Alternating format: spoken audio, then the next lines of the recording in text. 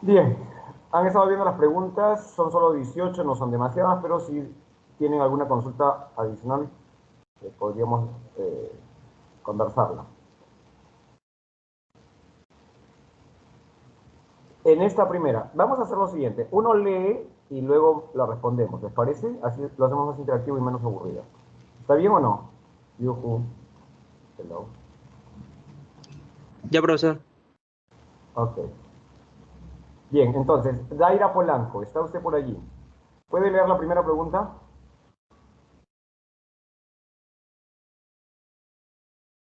Daira, ¿se encuentra? A ver. Sí, profesor. ¿Se me Sí, escucha? pues, sí, algo bajito, pero te escucho bien. La pregunta, por favor, ¿puedes leerla?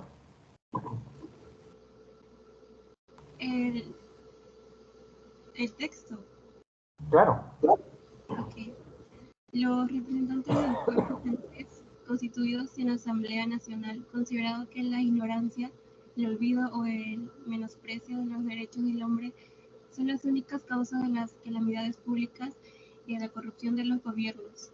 Han resuelto exponer en una declaración solemne los derechos naturales, inalienables y sagrados del hombre para que esta declaración constantemente presente para todos los miembros del cuerpo social. Les recuerde sin cesar sus derechos y sus deberes, para que los actos del Poder Legislativo y del Poder Ejecutivo, al poder cotejarse en todo momento con la finalidad de cualquier institución política, sean más respetados y para que las reclamaciones de los ciudadanos, fundadas desde ahora en principios simples e indiscutibles, redunden siempre en beneficio del mantenimiento de la Constitución y de la felicidad de todos. Muy bien. Ahora, hay una cosita. En el primer párrafo, no sé si se sombrea. ¿Se sombrea? Sí, profesor. Sí se sombra, profesor. Ok, dice allí, constituidos en Asamblea Nacional, considerando que la ignorancia, el olvido o el menosprecio de los derechos del hombre. Ojo, ¿dónde estaban escritos esos derechos del hombre? Antes de esta declaración. Están hablando de ignorar los derechos del hombre, de olvidar los derechos del hombre o de menospreciar los derechos del hombre. ¿Cuáles son esos derechos del hombre? ¿Dónde estaban? ¿Estaban escritos? ¿Constaban en algún documento? ¿De dónde saca esta gente, los representantes en la Asamblea Nacional, que existen derechos del hombre? Si todavía no han escrito la declaración.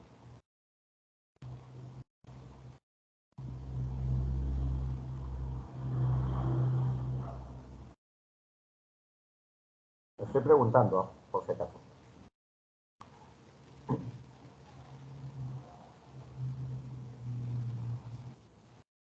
Son derechos innatos, naturales.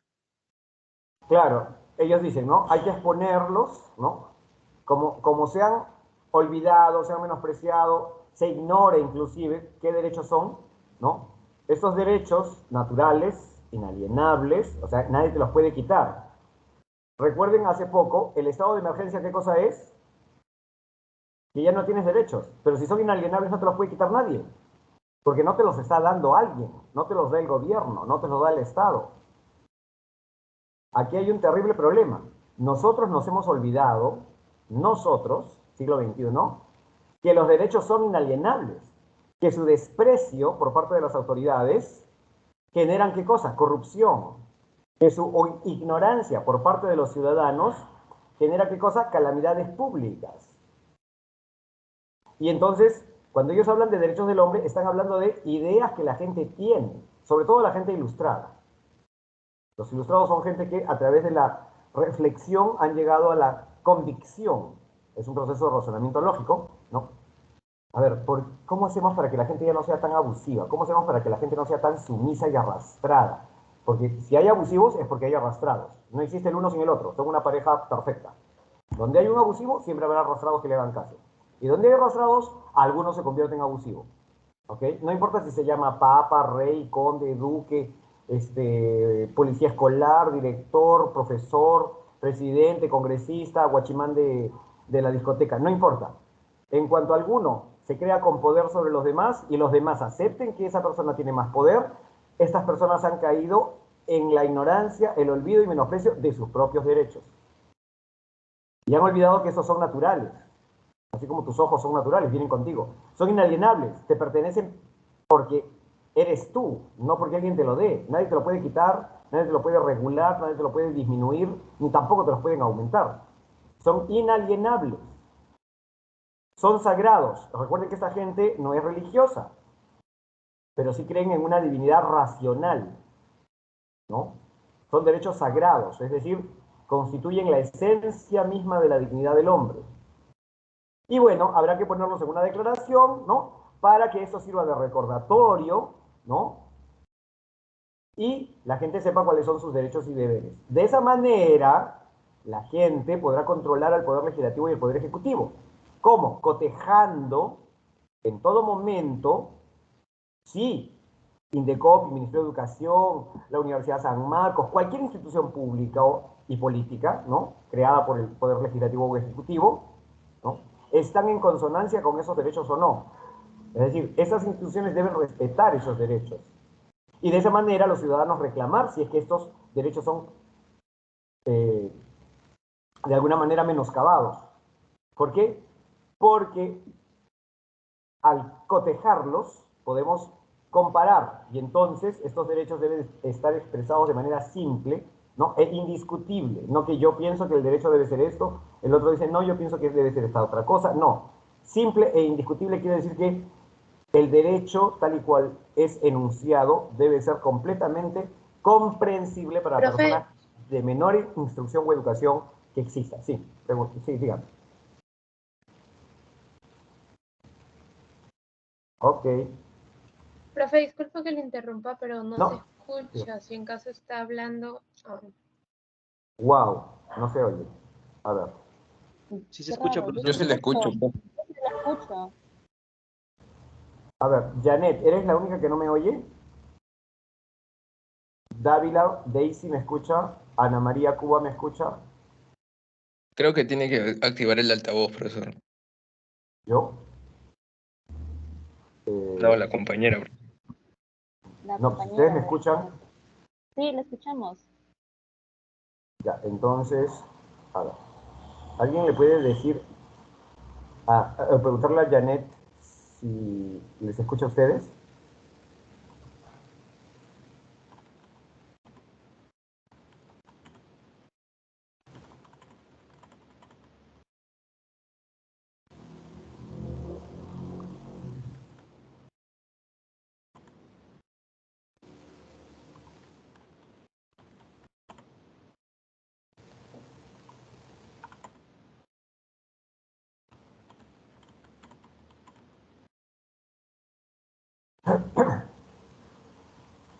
¿Me escucharon toser? No. Sí. Hola. Sí, profe, ahora sí. Puede continuar, por favor. Sí. Entonces, ¿ahora sí me escuchan todos? ¿Yuhu? Fuerte y Sí, claro. Ok, gracias. Muy amable. Entonces, les decía, estos derechos, por si acaso, están en la mentalidad de la gente. Recuerden que estamos hablando del año 1789. ¿Cuándo ha sido la primera vez que la gente ha reclamado derechos frente a un rey? En la historia universal, en nuestra historia. ¿Cuándo fue la primera vez? Estábamos hablando de 1789 Francia. ¿Pero dónde ocurrió primero?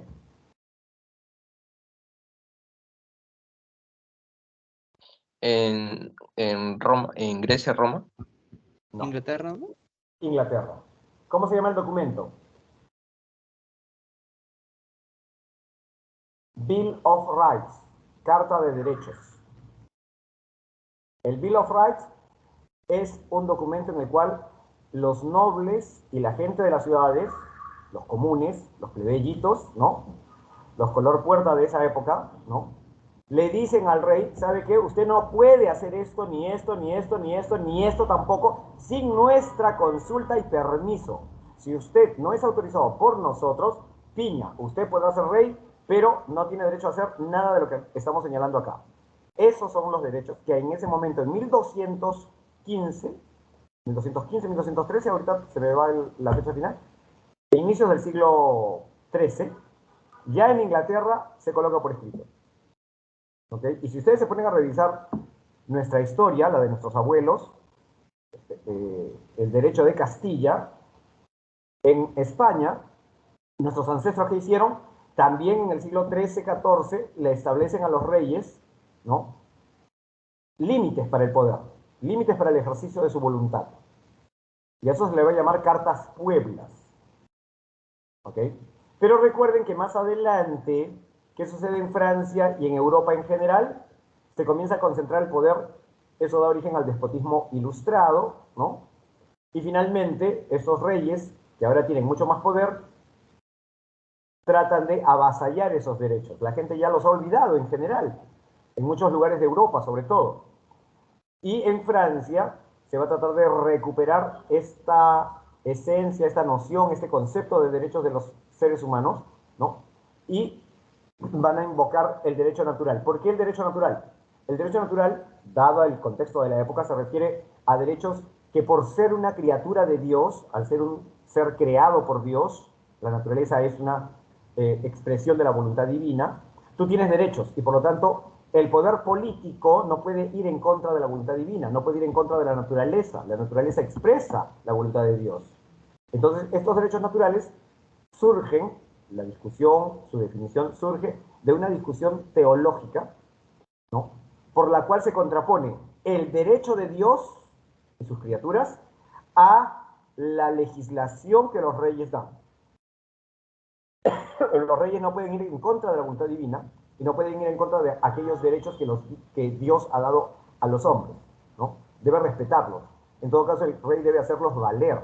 Esa es la función de un rey colocado por Dios. El derecho divino de los reyes, no consiste en maltratar los derechos naturales, sino más bien en hacerlos respetar. Esa va a ser una discusión, por si acaso, ¿eh? Pero al final, los ilustrados van a tomar de ese debate, ¿no?, la noción de derecho natural, como derecho que toda persona tiene por ser persona, al haber nacido. Y por lo tanto, ninguna autoridad sobre la tierra se los puede eliminar, vulnerar, reducir o regular, ¿no? Ojo con eso. De eso están hablando ellos. Y por eso ellos invocan derechos que, si bien no estaban escritos en ese instante, la gente educada, la gente cultivada, ya sabía, ¿no?, por historia, por estudios, por reflexión filosófica o conversación con académicos, ya sabían que estos derechos eran parte de las personas. Claro, ¿Perdón? ¿Cuál sería? ¿No es cierto? ¿Cuál sería la primera? claro. El utilitarismo del conocimiento. No te están diciendo que los derechos te permiten utilizar el conocimiento. Lo que te están diciendo es controlar el poder político, el poder legislativo y ejecutivo. Que las personas estén capacitadas para hacer reclamos que deben de fundarse en principios simples e indiscutibles, o sea, deben fundarse en derechos. Cuando tú reclamas algo, ¿no?, debes de basarte en la defensa de tu derecho. Solamente así puedes decir, el poder político, el funcionario, el burócrata, ¿no?, me está atacando, me está dañando. ¿Por qué? Porque afecta tal derecho mío. Ese viene a ser el argumento ahora, ¿no? ¿Cómo te defiendes del poder? Invocando que tus derechos están siendo vulnerados. ¿Quién dice todo eso? ¿Quién sustenta esas ideas?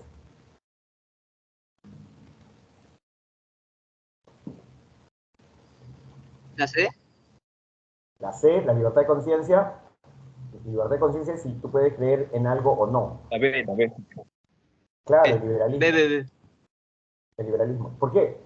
Porque si tú tienes derechos, acuérdate, si tú eres un esclavo, puedes ejercer tu derecho de libertad de conciencia, puedes ejercer tu derecho a comprar o vender lo que tú quieras, o trabajar en lo que quieras. No, ¿no es cierto? Tienes que ser un hombre libre para poder tener derechos. Si no eres libre, no puedes reclamar derechos. Por eso la importancia de los liberales en ese discurso. Ellos señalan que para que los derechos puedan ejercerse, la persona tiene que ser libre, no tiene que tener una voluntad por encima de él que le imponga qué hacer. El rey no puede imponerte qué hacer. El gobierno no puede imponerte qué hacer. El gobierno debe ser expresión de la libertad de elección, de la libertad de discusión sobre los planes de gobierno, ¿no? El liberalismo viene a ser el sustento de esta noción de los representantes franceses, ¿no? Y estamos hablando del liberalismo francés, ojo, que no es lo mismo que el liberalismo escocés o inglés, que esos se remontan hasta 1215. Este se remonta al siglo XVII-XVI, perdón, XVIII-XVII, a partir de René Descartes, ¿ok? Es el liberalismo, la correcta es la B. El librecambismo era su sector económico, ¿no? Del movimiento ilustrado. El librecambismo es poder intercambiar lo que tú quieras sin que nadie te cobre impuestos, sin que nadie te ponga regulaciones. No solamente es comprar y vender, sino también producir, trabajar, crear, por ejemplo, un poema, ¿no? Y poder publicarlo, difundirlo, hacer una enciclopedia y poderla vender o regalar. El libercambismo es que se te reconozca a ti la capacidad para utilizar tus recursos de la manera que a ti mejor te parece y que encuentres otro que está de acuerdo con eso sin que haya violencia, opresión, coacción o coerción de por medio. O sea, deben ser libres y voluntarios para intercambiar. El trueque, por ejemplo, podría ser una expresión del librecambismo. El librecambismo no es solamente compra-venta, es cualquier forma de intercambio entre dos o más personas de manera voluntaria, sin violencia ni amenaza de violencia. Todo lo opuesto a proteccionismo, ¿verdad? Totalmente. Estos son enemigos del proteccionismo, pues. Porque ¿qué cosa es el proteccionismo? El rey le dice, a ver, ¿quién quiere comerciar con Holanda? ¿O quién quiere comerciar con el Congo? ¿Quién quiere comerciar con África? A ver, ¿quién me da más para darle yo el permiso para que comercien? Porque yo soy el rey. Yo otorgo una concesión. Yo te concedo el permiso de ir a vender aquello que tú produces acá con mi permiso. Por eso, en particular, si ustedes me han escuchado alguna vez sobre la historia del Perú, yo soy enemigo de la concesión estatal, porque justamente es recordar esa atribución arbitraria y arrogante de los antiguos reyes. Yo te concedo comerciar, comprar, vender, o yo te concedo trabajar. ¿Qué es eso? Tú no eres nadie para concederme a mí. Esta gente es revolucionaria por eso, porque al que está como autoridad política le dicen, tú no eres nadie, papito. Tú eres un servidor. Tú tienes que atenderme a mí, tú no tienes que darme a mí permiso para nada. Entonces, el proteccionismo consiste en proteger a algunos comerciantes, a algunos empresarios que van a apoyar al gobierno. ¿Eso qué es? Corrupción, pues. Sector Profesor, económico coludido con la autoridad política. Sí, profesor, ¿el proteccionismo conlleva a un posible clientelismo o no necesariamente? son las dos piernas de la misma bruja. La bruja se llama corrupción. Clientelismo y proteccionismo son lo mismo. O sea, no son lo mismo. Son los dos pilares de la corrupción.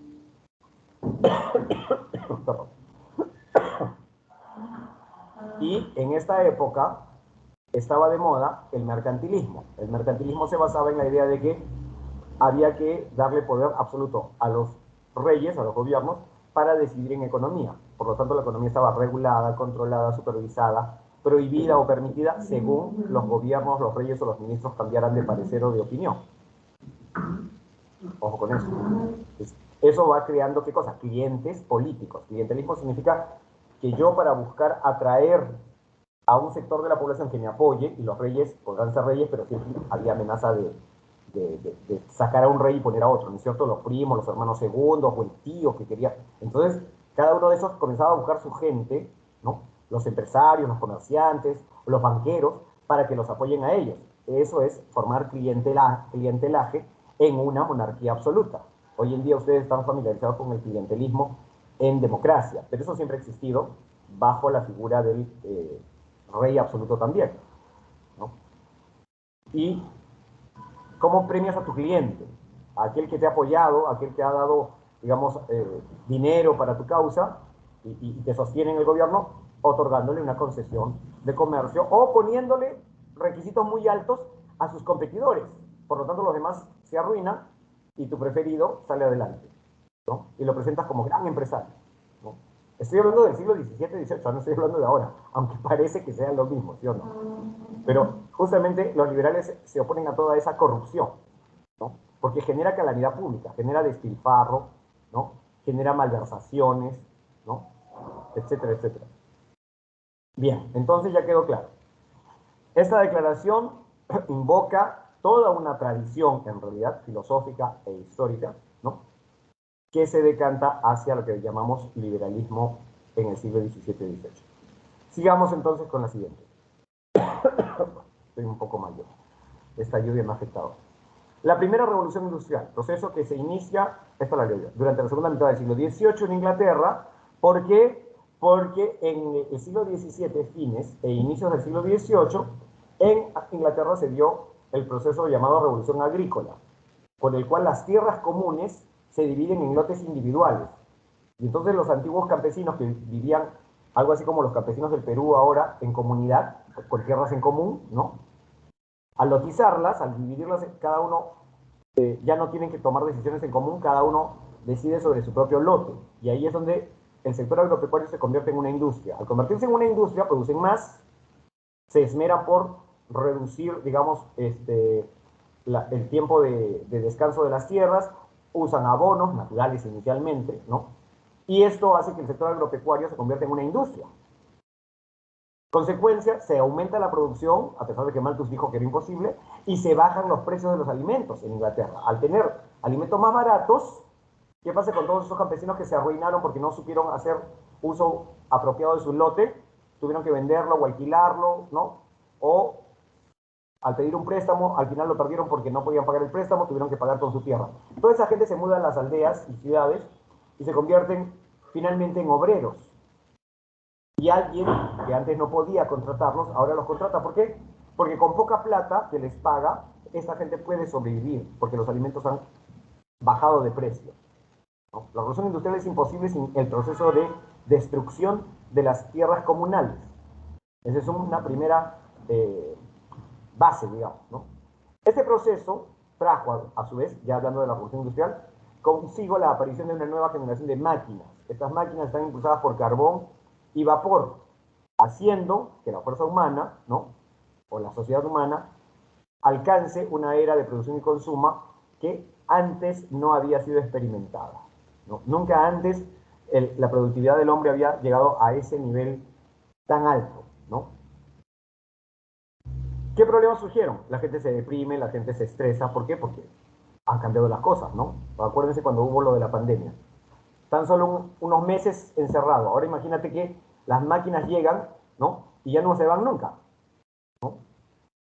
O cuando llegó el celular. Pregúntale a tu mamá, cuando era niña y no tenía celular, ¿no? ¿En qué se distraía? O se aburría de lo lindo, ¿no? Ahora a un niño sin celular le causa estrés. Tienes que llevarlo al psicólogo porque el chiquito entra en crisis. Pues bien, las máquinas igualmente, pero acá afecta a adultos. ¿Cuáles serían estas dificultades que surgen? ¿Se incrementa la competencia comercial y pugna entre las potencias industriales? No, porque estamos hablando de la primera, o sea, todavía no hay pugna. ¿Se incrementa la fuerza productiva y el surgimiento de la sociedad de consumo? No, eso es en la segunda, porque ya varios países entran en esa misma línea. ¿Crece la competencia comercial y la búsqueda de mercados y recursos? Todavía no, porque recién está apareciendo el fenómeno. Se incrementan las medidas mercantilistas y la depredación de recursos naturales. La revolución industrial no va de acuerdo con las medidas mercantilistas, sino que más bien las disuelve, ¿no? Recuerden que la revolución industrial surge en ámbitos que no están regulados, son ámbitos innovadores, por lo tanto no hay ninguna legislación al respecto. Justamente por no haber legislación, es que estos sectores crecen rápido, porque no hay manera de controlarlos, porque ni siquiera sabes qué cosa es esa máquina, cómo la vas a controlar, cómo vas a determinar cuántas horas hay que trabajar allí, cuánto tiene que producir, cuál es la calidad. Nadie sabe nada de lo que esa máquina es capaz de hacer, ¿no? Salvo el inventor y el que la tiene en su fábrica. Que las autoridades están totalmente en la luna, digamos, ¿no? Así que no hay incremento de medidas mercantilistas. Sobrepoblación de las ciudades y duras condiciones de trabajo del proletariado. Bueno, son duras comparadas con hoy. Por ejemplo, hoy día podríamos decir condiciones educativas en el incanato, elitista, altamente discriminatoria, y absolutamente heteropatriarcal, misógina y machista, ¿no? Comparada con la educación de hoy en día, claro. Pero comparada con su época, la educación incaica, ¿qué otras sociedades tenían un sistema de educación parecido? Ese es uno. Entonces, duras condiciones de trabajo, en realidad son condiciones de trabajo menos duras que las que había en los feudos, de donde llegan estos señores a trabajar, ¿no? Son ex campesinos, ex siervos en algunos casos, que ahora se vuelven obreros, ¿no? Más que obreros son, en la primera revolución industrial son operarios fabriles, operarios en fábrica. Viven dentro de la fábrica, ¿no? Están ahí prácticamente como un anexo de la máquina. Sobrepoblación de las ciudades. ¿Qué quiere decir esto? Que ahora las ciudades van a crecer rápidamente. De tener 5.000, 10.000 pasan a tener 20.000, 30.000 habitantes. 50.000 habitantes, ¡qué horror! ¿No? Eso es un hacinamiento, ¿no? Y claro, recuerden que estamos en la primera revolución industrial. No hay agua y desagüe, porque eso todavía no se ha reinventado. Así que ya se imaginarán ustedes. En una sola habitación vive un hombre, su mujer, sus hijos, sus ayudantes, sus familias, ¿no? En esa misma habitación, que no tienen separaciones, todos duermen, todos hacen el amor, todos hacen pipí, pupú. Si alguno de ellos le da tuberculosis y tose, todos están contagiados al día siguiente de tuberculosis, desde la abuelita hasta el tataranieto. ¿Qué cosa pasa con esa sobrepoblación de ciudades? Obviamente hay enfermedades que se difunden. Profesor, pero no hubo peste en Inglaterra en la primera revolución industrial. Claro, porque gracias a la revolución industrial, el apetito por tener trabajadores sanos hace que los empresarios con el tiempo vayan estableciendo algunas premisas o técnicas, se investiga, se paga gente para que investigue cómo hacer que el trabajo sea más sano, cómo hacer que el trabajo sea menos nocivo, que mis trabajadores no se me vayan a morir o enfermar o provocar una peste, una epidemia, que al final yo, como también soy el dueño y tengo que ir a la fábrica, termine yo enfermándome, ¿no? ¿Hay sobrepoblación en las ciudades? Sí, ¿no? Pero esa sobrepoblación no va a convertir a las ciudades en lugares o focos infecciosos como lo fue durante la revolución comercial del siglo XII-XIII, ¿no? Con la peste, donde también hubo hacinamiento en las ciudades, porque crecieron mucho las ciudades por el desarrollo burgués de la Edad Media, ¿no? El desarrollo comercial de la Edad Media, pero eso tuvo como consecuencia un proceso natural de destrucción del exceso de población. Acá lo que va a pasar es que frente a esto se va a comenzar a invertir dinero y van a aparecer qué cosas, las vacunas, ¿no? Las técnicas para usar el jabón, para lavarse las manos, ¿no?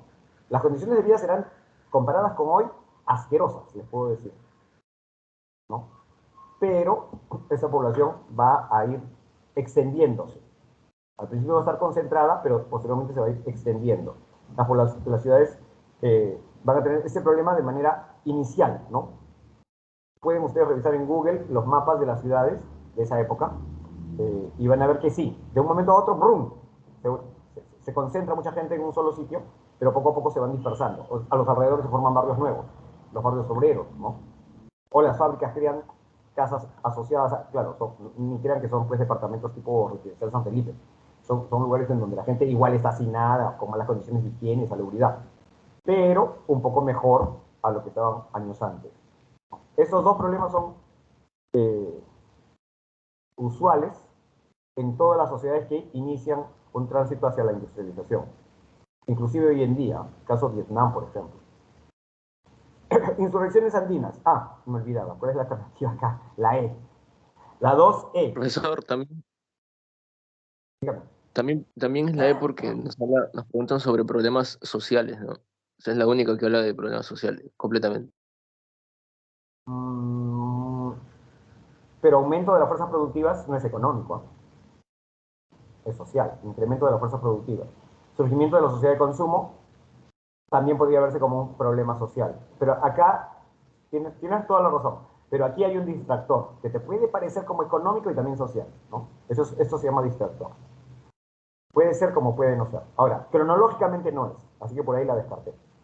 Pero esta sí. Acá ya te están regalando, ¿no? Te están diciendo, mira, solamente esta es social, ¿no? Muy bien tu atingencia. 3. Insurrecciones andinas del siglo XVIII. Fueron levantamientos populares en el contexto de las reformas borbónicas, o sea, contra el centralismo de los borbones, permitiendo el resurgimiento de los discursos milenaristas y mesiánicos, ¿no?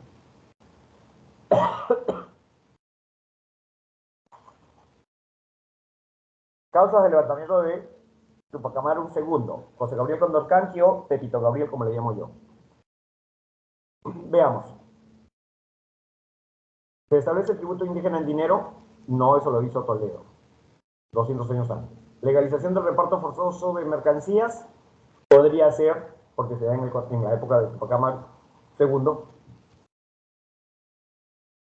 ¿Se establecen los corregimientos de los virreinatos? No, porque eso también se hizo durante las reformas de Toledo, del virrey Toledo. ¿Se incrementa la explotación de la mita minera en Potosí? ¿Cuál creen ustedes?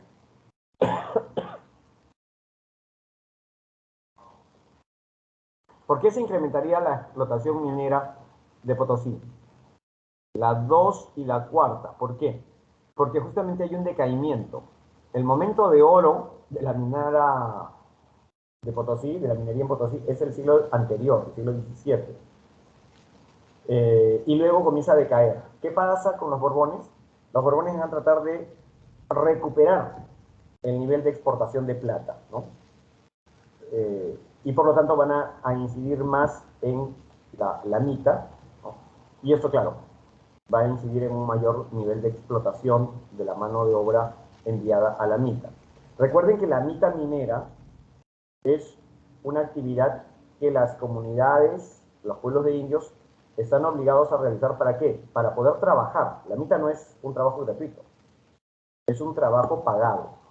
Y con ese dinero que ellos recaudan por enviar entre la misma gente, cada curaca sortea de sus pueblos de indios, Tupac Amaru hace eso, ¿no? Dice, bueno, a ver, tú, este año le toca ir a la mita. Entonces el corregidor, que es el jefe del curaca, le dice a estos indios, ¿no? Ok, vayan a Potosí. ¿Y para qué van? Para poder regresar con plata, con el sueldo que han cobrado. Y con ese sueldo, los indios tienen que pagar el tributo indígena. La mita es un trabajo rentado para poder hacer dos cosas. Uno, los indios cumplir con su tributación. Y dos, el rey tener gente que trabaje, ¿no?, en la minería. Matas dos pájaros de un tiro, ¿no? Pero, de acuerdo con las reformas borbónicas, ahora se pretende exigir mucho más, ¿no? La centralización traída por los Borbones va a provocar problemas en el virreinato, afectando a los criollos, afectando a los indios nobles y a los indios del común.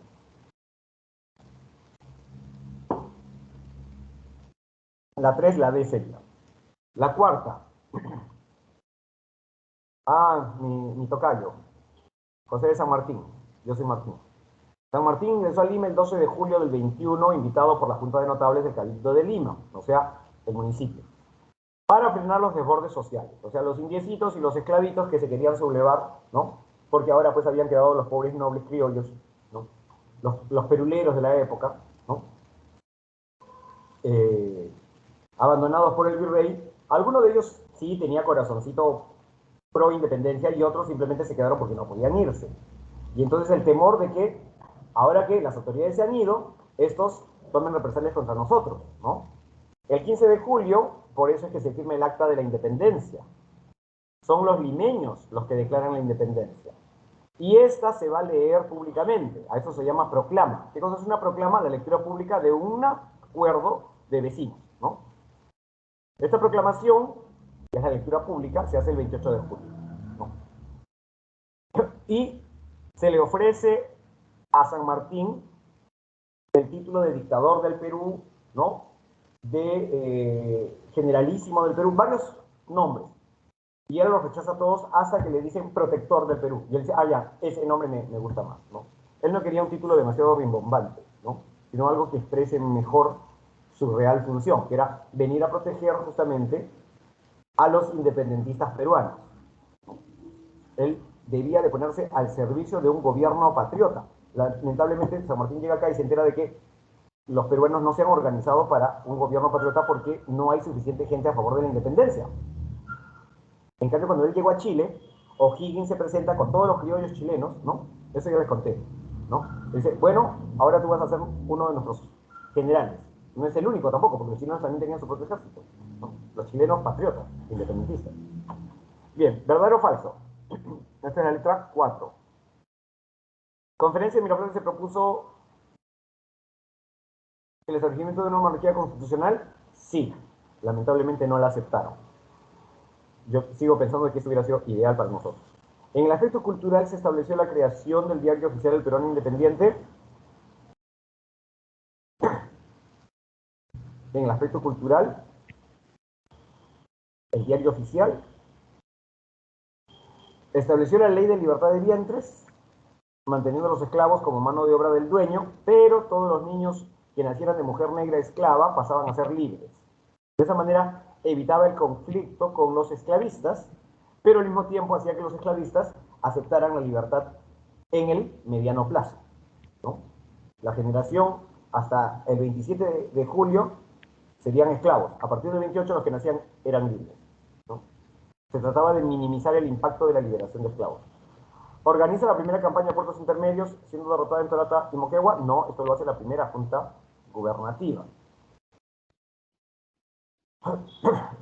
Durante el protectorado, señala el valor verdadero o falso en relación a los hechos que se desarrollaron durante el protectorado. La B, la B. A ver, La primera verdadera, la segunda falsa, la tercera falsa, la cuarta falsa. La cuarta es falsa, pero la tercera es verdadera.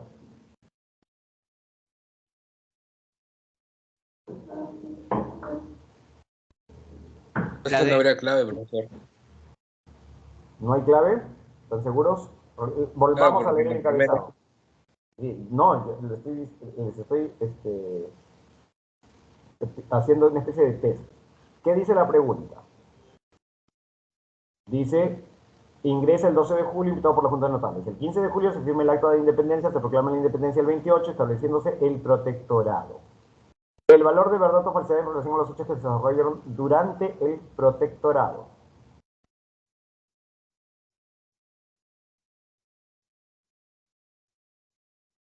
La primera es falsa, entonces.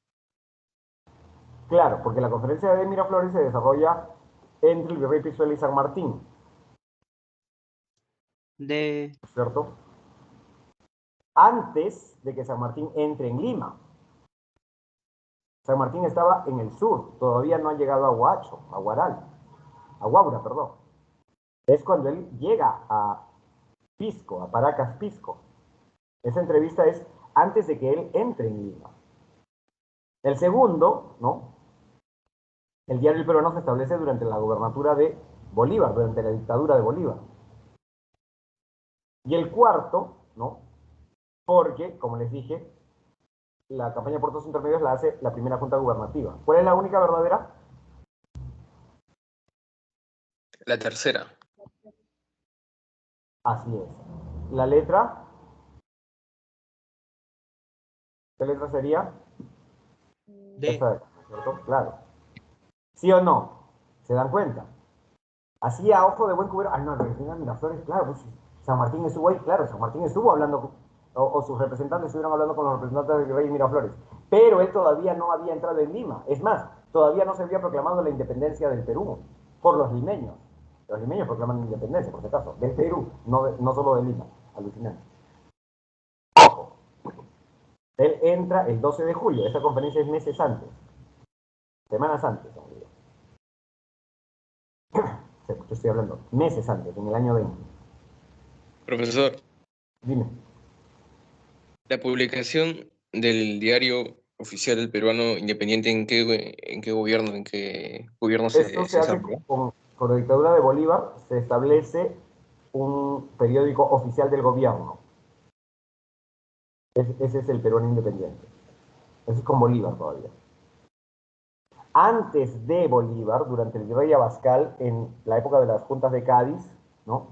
Se crearon varios diarios, periódicos, ¿no? Pero ninguno era diario oficial, a favor de la ilustración y de la incluso independencia, no, porque eso hubiera sido ir contra el rey, a favor de un gobierno constitucionalista, ¿no? Pero eso fue en el gobierno del virrey Abascal. Y después, ¿no? Se establece durante la dictadura de Bolívar. Siguiente. En el siglo XVIII, cambios ocurridos desde el siglo XVIII que van a generar el surgimiento de diversas corrientes de pensamiento. ¿Qué cambios ocurrieron en el siglo XVIII? Estas ideologías fueron postulados sobre cómo podría configurarse un Estado en los diversos aspectos de la vida sociopolítica. ¿Cuáles eran verdaderas? ¿Cuáles eran falsos? Al respecto. El liberalismo propone la libertad absoluta y la supresión del Estado. Falso, ¿Verdadero o falso. falso? Falso. Falso. En primer lugar, porque la libertad absoluta no existe y los liberales lo saben muy bien. Ellos son los primeros que le ponen un límite a la libertad. ¿Cuál es? Mi libertad termina donde empieza la libertad del otro. ¿No? Yo puedo decir algo porque tengo libertad de opinión y de expresión, pero no puedo impedir que el otro exprese lo que él quiere. Entonces, mi libertad de expresión y mi libertad de opinión terminan donde empieza la del otro. Si el otro quiere decir lo contrario de lo que yo digo, pues bienvenido. Eso es tolerancia, ¿no? Eso es lo que dijo Rousseau, ¿no? Sí, aunque Rousseau esta postura la sostiene en el ámbito de la acción política, ¿no? Yo puedo opinar y el otro puede opinar en contra. Quien lo va a decir mejor es Voltaire, que dice, yo defenderé lo que usted diga hasta la muerte, aun cuando yo esté en contra. Yo defenderé su derecho a decir lo que usted cree, aun cuando yo esté en contra, ¿no? Y esa es la definición de libertad de expresión más diáfana que tenemos, la de Voltaire, donde él señala que defender la libertad de expresión no es defender lo que yo pienso, es defender justamente lo que tu enemigo piensa. Esa es la verdadera libertad, ¿no? No hay que ponerle cortapisas a la expresión del otro, ¿no?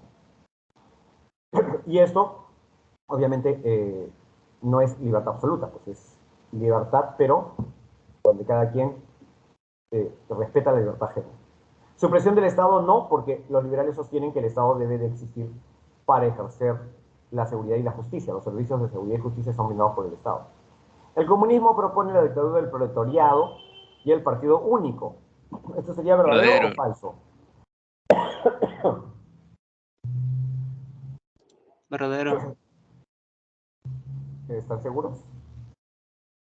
Social. El conservadurismo defiende el statu quo y la estructura estamental. ¿Qué cosa es estructura estamental? Nosotros, la nobleza, ¿no? Ustedes, los plebeyos. Nosotros tenemos leyes especiales, ustedes tienen obligaciones para todos. La estructura estamental. Naces como noble, mueres como noble. No puedes, así pierdas tu dinero, no puedes perder tu condición de nobleza. Naces plebeyo. Así que hagas millonario, jamás vas a tener sangre azul ni el derecho a ser considerado noble, porque has nacido plebeyo. Eso se llama estamental, estructura estamental. Donde naciste, ahí te quedas hasta tu muerte. No hay forma de ascenso social, ¿no? ¿Por qué? Puedes ser un plebeyo riquísimo, millonario, eres dueño de bancos. Sí, pues, pero a la hora de entrar al salón, por favor te quedas de pie al costado de la puerta. Nosotros nos sentamos, porque somos nobles. Tú estás detrás. Jamás vas a estar adelante ni a nuestro nivel. Eso es una estructura estamental. ¿El conservadurismo defiende esto? Sí, el conservadurismo defiende eso. Entiendas esto, la ideología del siglo XVIII y XIX. ¿no? Nacionalismo promueve el derecho a la autodeterminación y soberanía de los pueblos. Verdadero. Verdadero. Verdadero. Entonces, esta es verdadera, esta es verdadera, y esta es verdadera o falsa. Falso, falso. ¿Por qué falsa? Falsa, Recién va a entrar por la lo del partido único. No. Lo que pasa es que esto es lo que dice, al comunismo se va a llegar, ¿cómo? ¿Cómo Al llegas al socialismo. comunismo? Claro, el socialismo. Pues. El socialismo propugna la dictadura del proletariado. Y el partido único, el partido de los trabajadores, el partido del pueblo, el partido socialista, que deberá educar a la gente para llegar al comunismo. Acá estamos, digamos, confundiendo a la gente a propósito para que, a ver si se dan cuenta del error. Es el socialismo el que propugna la dictadura del proletariado y el partido único. Esto fue válido en todos los países que hicieron una revolución, empezando por la Rusia zarista, ¿no? Y luego, el último ha sido, pues, la China de Mao, ¿no? Y todos los demás países que han seguido ese modelo. Entonces la 5 sería la letra A. 5A. 6, la siguiente. Primera Guerra Mundial, conflicto bélico iniciado en Europa. El 14 duró hasta el 18, 19, ¿no? Con los tratados. En el conflicto se formaron dos bloques. Ok. Hay que hacer una cosa muy sencilla. El orden cronológico de los hechos. El telegrama Zimmermann, ¿de qué trata? Es el Aparece- desciframiento de un telegrama por parte eh, de Alemania, que es Estados Unidos, que descifra que Alemania quería animar a México a atacar a Estados Unidos. Claro, claro. Muy bien. Entonces, esto es bastante tardío, porque esto va a provocar que Estados Unidos ingrese en la guerra. Estados Unidos ingrese en la guerra casi en el último año, ¿no es cierto? El 17-18. Submarino alemán que hunde al Lusitania. Esto ocurre a inicios de la guerra. Se produce la rendición de Rusia con el Tratado de Brest-Litovsk. Esto también ocurre en el mismo año en que cae, en que termina el ejército alemán derrotado, ¿no? El año 18.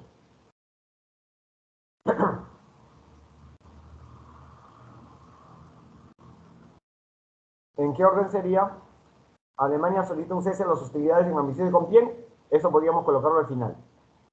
Acá ya te dijimos cómo empieza esto. Inicio de la guerra de trincheras. Desde Suiza hasta el Mar del Norte es el ataque de Alemania a Francia. Uno de los primeros hechos, ¿no es cierto? Entonces, empezamos con la 5. ¿Cuál empieza con la 5? La C y la B. ¿Cuál será la correcta?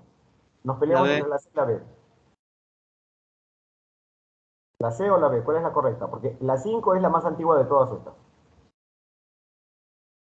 La ¿Qué B, le sigue? ¿La 1 o la 2? la 2. La 2. El submarino alemán hunde el transatlántico británico Lusitania, donde mueren algunos gringos, ¿no es cierto? Y luego Gringolandia le declara la guerra a Alemania. Pero eso es casi al final de la guerra. Entonces, eso no puede ser después de esto. Ergo, ya no tienes que saberte las otras tres. Simplemente el orden de las dos primeras. Tatatín, y esta es la correcta. La letra B, 6B. Y, ojo, para estar seguros. Submarino alemán hundido por... submarino alemán hunde transatlántico Lusitania. Luego dice, el telegrama Zimmermann. Ok, y luego viene, se produce la rendición de Rusia. Sí, eso es en inicios del 18. ¿No? Y luego, cuarto, Alemania solicita, eso es al final de la guerra en noviembre. ¿No? Entonces sería la B.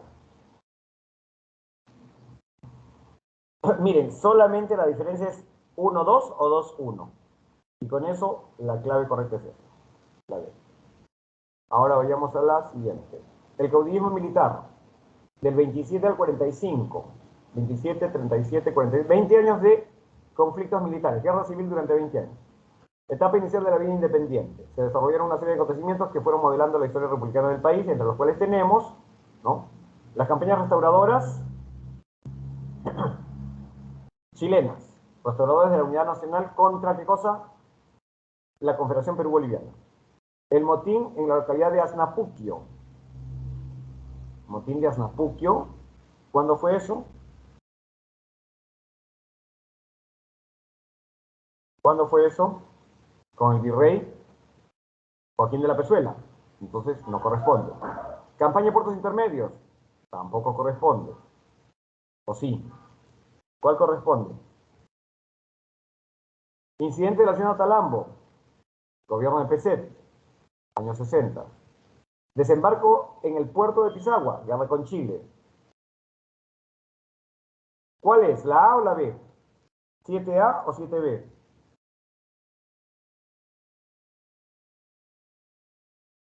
¿Cuál será? La. Muy bien. Las campañas restauradoras chilenas. 7A. 8. ¿Dónde está la 8?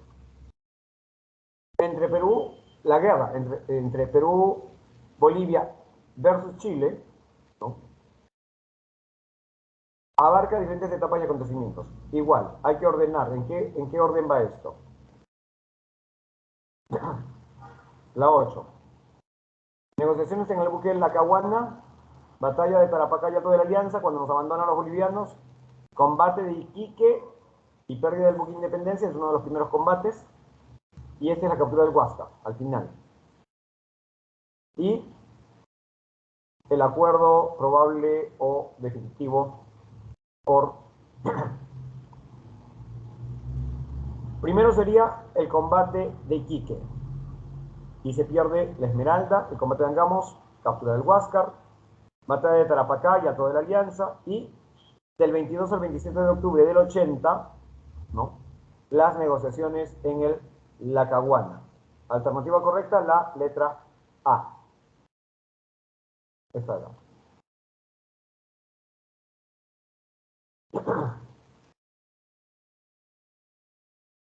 ¿Dónde estamos? No.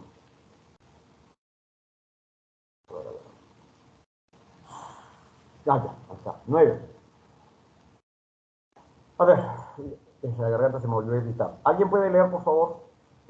Alguien que lea la pregunta.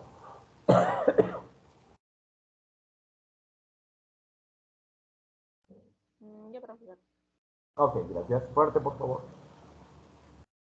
Durante la República Aristocrática de 1899 a 1919, la oligarquía estableció un dominio casi absoluto sobre la sociedad peruana.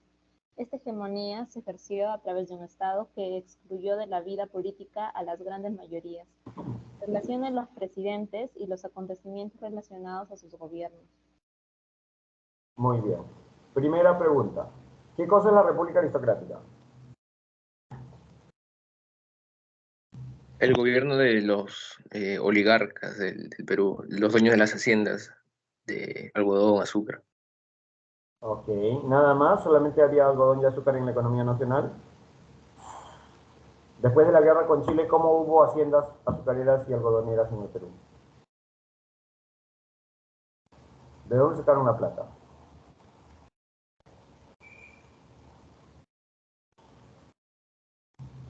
Del, ¿cómo se llama esto? ¿Eran por los préstamos internacionales? No.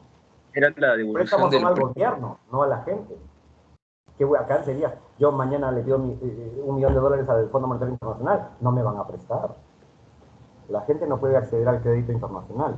El gobierno, el presidente sí, pero la gente no. Y acá es la gente. Son gente que... Ese, la ley de consolidación. Obtuvieron dinero de la ley de la consolidación, de los préstamos que habían hecho a San Martín por la causa independentista. Pero es en el gobierno de Castilla y de Echenique, antes de la guerra con Chile.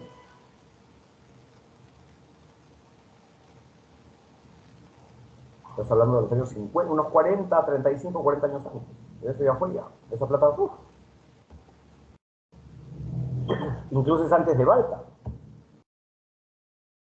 ¿De dónde salió esta gente con plata? ¿Cómo así comenzaron a tener plata? ¿El capital extranjero? Justamente es el periodo en el cual el Perú es independiente de la inversión extranjera. Su estilo de vida es aristocrático, o sea, en el sentido de que se ligan a las élites de Europa Occidental y Estados Unidos. Su estilo de vida es aristocrático, pero esta gente no es aristócrata. Esta gente no tiene título de nobleza, esta gente tiene la pata en el suelo. El padre o el abuelo han sido trabajadores, asistentes de empresas o representantes de empresas extranjeras que llegaron al Perú después de la guerra con Chile o un poco antes, y que luego, durante el desastre y después del desastre, han visto alguna oportunidad comercial. Váyanse ustedes un día a Gamarra, ¿no?, y vean alguna tienda grande y pregúntenle por el dueño de la tienda grande y pregúntenle a ese señor o señora, de repente, cómo empezó su negocio, y les va a hablar de algún tipo que vino sin saber secundaria, sin de repente hablar bien castellano, hace unos 40, 50 años a Lima. Y te va a decir, yo soy su hijo o yo soy su nieto y ahora tengo 8 tiendas, tengo una sucursal en Miami o exporto a tal país. Esa es la República Digital. Desde hace 50 años o 40 estamos repitiendo el proceso de gente que con su trabajo y esfuerzo comienza a acumular capital para luego reinvertir ese capital y hacerlo crecer. Ahora nos estamos demorando más que antes, ¿no? Por si acaso, esta gente lo hace en 20 años. En 20 años aparecen sectores de exportación. Pero también hay otro detalle. ¿Por qué se les acusa de ser excluyentes? ¿Por qué habían sacado a las grandes mayorías de la vida política? ¿A qué se refiere esto de excluir a la gente de la vida política? ¿En qué se basa ese argumento? ¿O cuál es el argumento de esa frase, mejor dicho?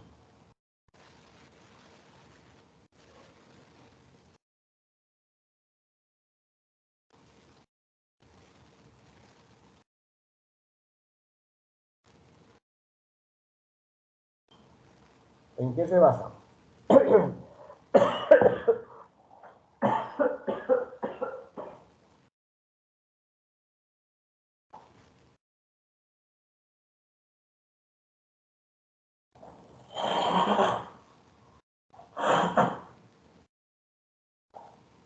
Sorry, amigos.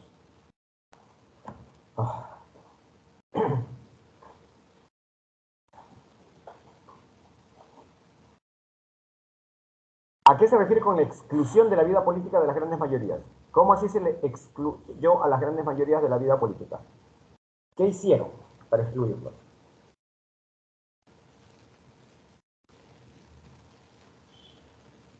Están allí. Yuhu. Que no participen en la política. ¿Cómo? ¿Cómo haces que no participen en la política? Compraban votos y No, pero eso es participar, pues. Solamente que participas vendiendo, ¿no? creo que le hacían mucha publicidad a la persona que quería que ganara la presidencia y a la otra, o sea, así bajaban los números y ellos llegaban al poder. ¿Dónde leíste eso? En la oligarquía, tengo entendido, creo que eso fue con, no me acuerdo el nombre ahorita. Ya. No. No todos podían votar. ¿Cómo? Solo podían No votar todos. los alfabetizados. Claro. Axan. ¿Y por qué creen ustedes que solamente deberían de votar los alfabetizados? O sea, tratamos de ponernos en el pellejo de esta gente. ¿Cuál sería la razón por la cual tú dices los analfabetos no deben de votar, los alfabetos nada más deben de votar? ¿Por qué llegarías a esa conclusión? Tal vez porque son más manipulables ¿Quiénes? los proletariados. Los analfabetos.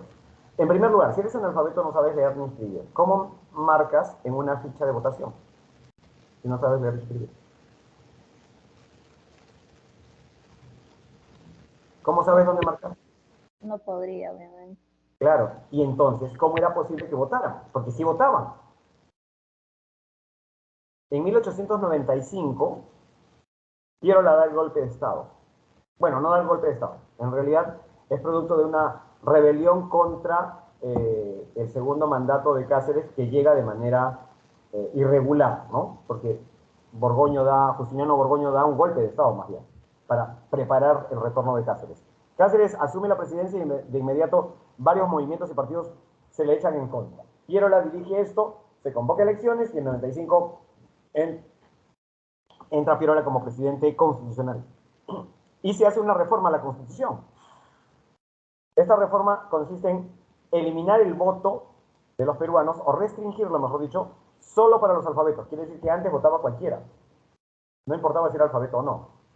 Ese requisito se impone recién en 1895 en la Constitución, que para poder votar hay que ser alfabeto.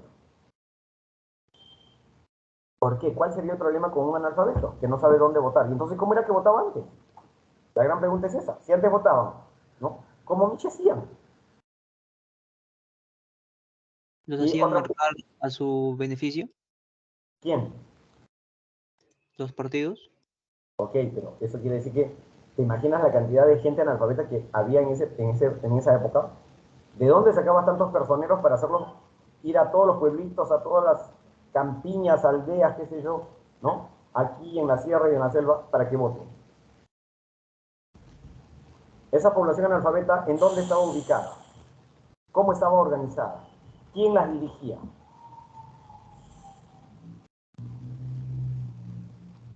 ¿Y cómo se votaba en esa época? ¿Ustedes ya han votado alguna vez? No. No, aún no. Todavía. Bueno, pero saben que cómo se vota, ¿no es cierto? ¿Lo han visto en la tele? Tampoco. Sí, profe. Sí, sí, lo he visto. Vas a un colegio, ¿no? Y te ponen una mesita ahí con todo tapadito, ¿no? Y entonces el voto es secreto, o sea, nadie debe ver cómo votas. Porque se supone tú puedes leer y sabes identificar qué figurita es, ¿no es cierto? Ok. Pero antes no era así. Menos en esa época. Ese sistema que ustedes ven ahora, que se llama el voto secreto, eso es muy nuevo. Antes tampoco existía el Jurado Nacional de Elecciones, no había la OMPE, no había nada de eso. Entonces, ¿cómo se...? Acuérdense justo del momento anterior a la República Aristocrática. 1895, ¿cómo se hicieron las elecciones? Con Justiniano Borgoño, y en los periodos anteriores, ¿cómo se hacían las elecciones? El gobierno decía, tal fecha va a haber elecciones. Ok. ¿Quién se encargaba de organizar las elecciones? Los alcaldes. Los alcaldes. ¿Y el alcalde qué cosa tiene? Tiene una zona muy amplia llamada la Plaza de Armas del distrito o la provincia. Y estas plazas de armas, si hay mucho sol o si llueve, no importa, porque generalmente alrededor de la Plaza de Armas, ¿qué cosa hay? Hay arcadas, ¿no? Con columnatas. Váyanse al centro de Lima. La Municipalidad de Lima tiene una vereda que está techada, ¿no es cierto? Y tiene columnas. Estas zonas con columnas, allí colocas la mesa de votación con los trabajadores de la municipalidad que están sentados en mesitas, ¿no? El alcalde y sus regidores ahí dando vueltas, paseando, mirando a ver cómo se está realizando el voto, ¿ok? Y la gente en fila. Y entonces, si tú eres analfabeto, los analfabetos generalmente son gente que trabaja para las haciendas. ¿Viene el hacendado? No. Viene el capataz con sus trabajadores. Los pone a todos en fila. Ya, vas a marcar acá. Ven, ven, ven. Acá pongo una X. ¿Aquí, patrón? Sí, aquí, Pepito. Aquí. Crisóforo, ven. Aquí, te toca a ti. Crisóforo, acá. Acá, no, ahí no, acá. Gracias, patrón. Ahora, si tú eres el que hace votar así y tú eres el capataz, ¿a quién crees que estás eligiendo? Al dueño de la hacienda, que es tu patrón. El dueño de la hacienda probablemente es el candidato a la alcaldía, perdón, al Congreso, ¿no? Mientras que su hijo es el alcalde del barrio, o su cuñado, o su yerno, o su primo. Son familias que se reeligen constantemente. Y esa es una práctica que se ve como corrupción desde la costa. La gente educada de la costa considera que eso es una manipulación vil del sistema de votación y es una burla del derecho a la participación política. Porque no hay otra forma en que estas personas puedan elegir, salvo ese mecanismo, a menos que sean educados, que se les instruya. Pero para eso tendrá que pasar demasiado tiempo y tampoco hay recursos económicos. ¿Qué habrá que hacer? Antes de votar, además, hay que leerse las propuestas de los candidatos. ¿Y quién podría leerla? ¿Un campesino que tiene que trabajar de sol a sol? ¿Con la justa tiene tiempo para dormir? Entonces, ¿qué clase de gente es la que puede leer el plan de gobierno? Puede discutirlo con sus pares, con sus iguales, con su mujer, con sus amigos, con sus primos o tíos o vecinos, y luego ir a votar, sin que nadie le diga dónde marcar, solamente las personas alfabetas. Eso quiere decir los profesionales libres, médicos, profesores, artistas, ¿no? Gente que vive en las ciudades que por su actividad necesariamente tiene que saber leer y escribir, y además está más cerca, ¿no?, de las zonas donde se producen o venden los periódicos y entonces puede enterarse de los debates entre los distintos partidos a través de los periódicos, ¿no? Y es esa la justificación para evitar que se envilezca el derecho al voto a través de su manipulación por parte de los hacendados, que se establece el voto solo para los alfabetos, como una medida de protección, ¿no?, para garantizar la honestidad y la transparencia del voto. Y para que el voto sea a través de personas que han pensado su decisión, ¿no? Pero esto, claro, que es en ese momento visto como una solución, hoy muchos que ignoran el contexto, ¿no?, piensan que eso es una actitud de discriminación o de exclusión, cuando en realidad fue al contrario, fue para preservar a esas grandes mayorías de una grosera manipulación. Ahora que ya entendimos esto, esta gente es gente que se ha hecho de abajo, que logra un nivel económico muy alto y convierten al Perú en un país exportador, no monoexportador, sino con una cartera de productos muy diversos. Esta oligarquía, ¿no?, considera necesario modernizar el país y por lo tanto también, y acá sí hay un factor político, considera importante eliminar a los conservadores o el pensamiento conservador. Para esto, ¿qué hay que hacer? Hay que quitarle capacidad política a los conservadores, o hay que reducírsela. ¿Y los conservadores dónde están? Los conservadores son estos hacendados que justamente usan a sus trabajadores, a sus campesinos, para reelegirse ellos. Entonces, con esta modificación en la Constitución, lo que están haciendo es no solamente defender el voto, sino atacar a los conservadores. El bolsón electoral que le da a los conservadores presencia todavía en el Estado. Por eso es que se habla de que los oligarcas, a través del Partido Civil, prácticamente van a controlar la sociedad a través del poder político. Pero no es tan así porque los demócratas eran la otra contraparte del Partido Civil, y en los demócratas había oposición también. El mismo Partido Civil se va a fraccionar ya en el año 14, o sea, van a haber distintas tendencias, ¿no? Pero, ¿cuáles son los presidentes o gobiernos que duraron del 99 al 19? 20 años en los cuales el PBI creció constantemente. El primero, ¿cuál sería? Relacionado. El de López de Romaña, Manuel Candamo, el primer gobierno de Pardo, el primer gobierno de Leguía. ¿En qué orden van? A ver, Ley de Ferrocarriles, Tratado Osma Villazón, el ingreso femenino a las universidades. ¿En qué orden van estas alternativas? ¿La D? La D. Veamos, López de Romaña establece Osma Villazón con Bolivia, ¿no es cierto? Luego tenemos Manuel Candamo, que promulga la ley de ferrocarriles en sus brevísimos meses, porque él solamente va a gobernar unos meses hasta su muerte. Pardo y Barreda, ¿no?, establece el ingreso de las mujeres a las universidades. A partir de él, ustedes, las niñas que están acá, las señoritas que están acá, ya saben, esta noche tienen que prender una velita, ¿no?, por el descanso eterno de José Pardo y Barreda. O en todo caso, mandar a hacer una misa, ¿no?, por su almita, ¿no?, en gratitud, en gratitud. Primer gobierno de Leguía sería la Ley de Accidentes de Trabajo. Entonces, la letra D es correcta. El orden es este. Ojo, Leguía, estamos hablando del primer gobierno, porque en el segundo, ¿qué va a hacer? Va a destruir a la República Aristocrática y al Partido Civil, ¿no? Va a cerrar la Universidad de San Marcos justamente para sacar a toda esta aristocracia que, siendo, o sea, aristocracia en el sentido de la gente más culta, más leída, no en el sentido social y económico. En lo social y económico también estaban adelante, pero esta es gente que ha estudiado en Europa o acostumbra a ir a Europa y traen las últimas ideas, las últimas novedades académicas al Perú, a San Marcos, ¿no?, porque enseñaban principalmente en San Marcos, ¿no? Y eso va a ser eliminado por Leguía, ¿no? Va a descabezar la Universidad de San Marcos, va a expulsar una gran cantidad de catedráticos, ¿no?, para poder convertir a San Marcos en una especie de universidad adicta a su figura. ¿Recuerdan el videito que les puse ahí? En 1928 a Leguía lo llaman, ¿no?, Huiracocha, Júpiter presidente, ¿no?, Mesías, ¿no? O sea, la sobonería para con él, de todos los sectores después de su gobierno, ¿no?, o durante los últimos años de su gobierno, a ustedes les va a parecer pero escandalosa, ¿no? A mí me parece realmente increíble, pero conociendo a los peruanos, remítanse a las tradiciones peruanas de mi querido, el dulce viejecito este Ricardo Palma, ¿no?, que era un renegón, por cierto.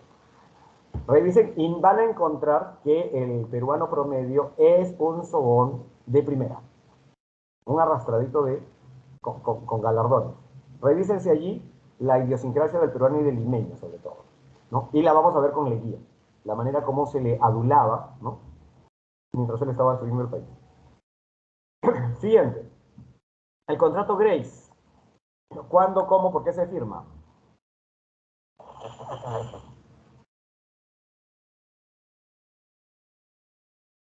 ¿Qué presidente tiene que firmar el contrato, Grace? Andrés Avelino Cáceres. Así es. Cáceres. Entonces podría ser la A o podría ser la E. Es la E. La E. ¿Por qué? A cambio de eso, ¿no? A cambio de pagar la deuda externa, los Tatatín obtuvieron del gobierno peruano. ¿Quién obtuvo del gobierno peruano algo? ¿Los británicos o los franceses? Británicos. Los británicos. Claro, porque eran los tenedores de bonos, ¿no? Se compromete el gobierno a pagar por 33 años 80.000 libras esterlinas cada año. Pero en realidad Cáceres solamente paga el primer año y después hizo el loco. Y nunca más se pagó. ¿Eh? O sea, solo pagamos una anualidad. Las 32 restantes no se pagaron y eso se va a convertir en otra deuda después, que Leguía intentará en su segundo gobierno solucionar. En el primero, si no me equivoco, hace una modificación al respecto. Luego se le entrega 3 millones de toneladas de guano, la libre nación de Titicaca, y se les entrega Tatatín por 66 años. Y para administrarlo se crea la Peruvian Corporation Limited. ¿Qué se les entregó por 66 años? Los ferrocarriles. ¿En qué condiciones estaban los ferrocarriles cuando los entrega Cáceres a la Peruvian Corporation?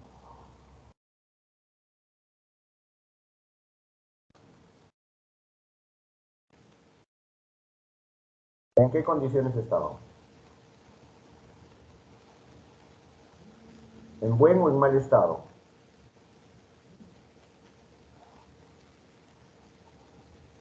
¿Buen estado? ¿En qué año fue después de la guerra con? Después de la guerra con... Oh my God. Cáceres pasa a gobernar el Perú después de la guerra con...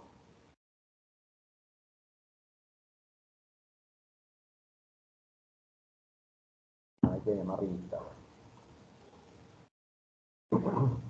Milagros Rojas. Después de la guerra con...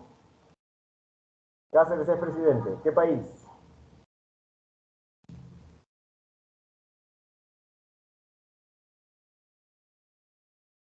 Chile. Claro. ¿Chile dejó los ferrocarriles en buen estado o los destruyó?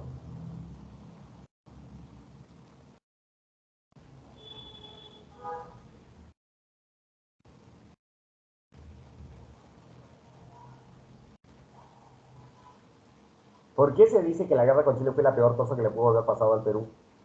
Porque destruyeron todo. Y lo que no destruyó Chile, acuérdense, lo destruye la guerrilla civil entre el general Iglesias y el general Cáceres durante 2 años. ¿Qué es lo primero que está en la línea de fuego de la Armada chilena? Las ciudades de la costa. ¿Y qué cosa tienen las ciudades de la costa? Ferrocarriles, pues, para entrar hacia la sierra. Pero cuando Balta los inició, ninguno fue terminado. O sea, son líneas férreas, ¿no?, que no llegan a un punto de destino. Por lo tanto, estaban inconclusas. Además de inconclusas, fueron abandonadas después de Balta, por la crisis económica de Prado y Pardo. Y luego viene la guerra. Abandonadas, inconclusas y ahora destruidas. Esa ruina es lo que se le entrega a la Peruvian Corporation para que las repare. 1. 2. Las termine. Las líneas tienen que ponerlas hasta el punto final según el acuerdo inicial de Balta. Y tercero, las ponga en funcionamiento. Cuando se pongan en funcionamiento, ¿no?, recién se podrán comprar, vender pasajes y entonces de allí sacará la plata a la Peruvian para cobrarse la deuda. Ojo, primero tienen que invertir y van a invertir un montón. Arreglar uno solo de esos ferrocarriles, uno solo, costaba al Perú casi 6 años del presupuesto nacional íntegro. Imagínate cuánto tuvo que invertir la Peruvian para poder repararlo. 2. ¿Por qué se les entrega los muelles de Pisco, Chimbote, Salaverry, etcétera? Porque de acuerdo con el acuerdo que hizo el presidente Balta y el Congreso del Perú firmó, los préstamos que recibe el gobierno del Perú son bajo la siguiente condición. Si el Perú no pagase, los ferrocarriles, porque la plata Balta la pide para construir ferrocarriles, entonces, si el Perú no paga y no cumple con cancelar su deuda, los ferrocarriles pasan a manos de los prestatarios, de los que dieron el dinero. 2. Si con eso no alcanza, toda la recaudación de aduanas que el gobierno peruano realiza debe ser entregado a los acreedores. El contrato Grace trata de ejecutar esa norma, que es la norma del contrato, ¿no?, que se firmó durante el gobierno de Balta y que fue aprobado por el Congreso de la época. Ahora Cáceres tiene la difícil misión de cumplir con lo que dijo el presidente anterior y el Congreso anterior, pues. No puede echarse para atrás, a menos que tenga algo con que pagar, y no tiene nada. La economía peruana está por debajo del suelo, está en el sótano. Y es ahí donde se va a cumplir de manera parcial, con la finalidad de que el gobierno del Perú tenga algunas rentas que cobrar para sí mismo, ¿no?, y se exonere el Perú de tener que asumir el costo de la reparación y reconstrucción de muchas de estas obras ferrocarrileras totalmente destruidas, ¿no? Pero ese costo de reparación será sumado como deuda que el Perú debe pagar. Por eso se le entrega por 66 años. ¿Ok? Pero recuerden que con este contrato, que se firma luego de que Cáceres disuelve 2 congresos durante su legislatura, durante su gobierno, perdón, y el tercer congreso recién le da visto bueno al contrato, porque había un rechazo muy grande a ese contrato. Todos decían, si se firma ese contrato, el Perú deja de ser independiente y se convierte en una colonia de Inglaterra, ¿no? Entonces se va a buscar la manera de que el contrato no sea tan evidente, no sea tan, no cumpla al pie de la letra lo que Balta había firmado, sino que se le busque alguna forma de atenuante para que haya alguna capacidad de independencia económica del gobierno peruano y al mismo tiempo se pueda pagar la deuda, ¿no? Y por eso se agregan estas cosas del guano, la ley de negación eficaz, etc. Firmar este contrato fue realmente bastante difícil para el gobierno por la oposición que había en general contra él. La siguiente. La Revolución Rusa. Este acontecimiento se produce en la segunda década del siglo XX, ¿no? El asesinato de la familia imperial. ¿Tuvo entre sus causas la derrota en la Primera Guerra Mundial? Sí. Y en la incapacidad de la familia imperial o del zar y el gobierno del zar, ¿no?, para firmar la paz, ¿no?, y restablecer, digamos, el funcionamiento económico de Rusia. En febrero del 17, acá lo que faltó fue un contrato Grace. En febrero del 17 estalla la revolución. Nicolás II abdica, ¿no?, en su hijo también abdica, el padre abdica en nombre de su hijo, y luego asume el trono su hermano Miguel, que también abdica el trono. Se convoca a una asamblea constitucional y a voto universal. Participan todos los partidos políticos, ¿no?, pero los soviets imponen a Kerensky como jefe de gobierno, ¿no? Y los reclamos que dieron origen a la revolución fueron reforma agraria o entrega de tierras de los nobles a los campesinos. 2, paralización de la guerra, ¿no?, que Rusia se retire de la guerra.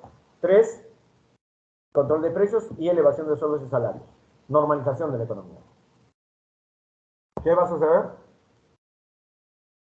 Kerensky no realiza nada de esto. No hace una reforma agraria. La Asamblea Constituyente declara que mientras la Constitución no se promulgue, no se puede establecer ninguna definición sobre los derechos de propiedad sobre la tierra. Y por último, Kerensky lanza otra campaña militar contra los alemanes y es derrotado tremendamente, terriblemente.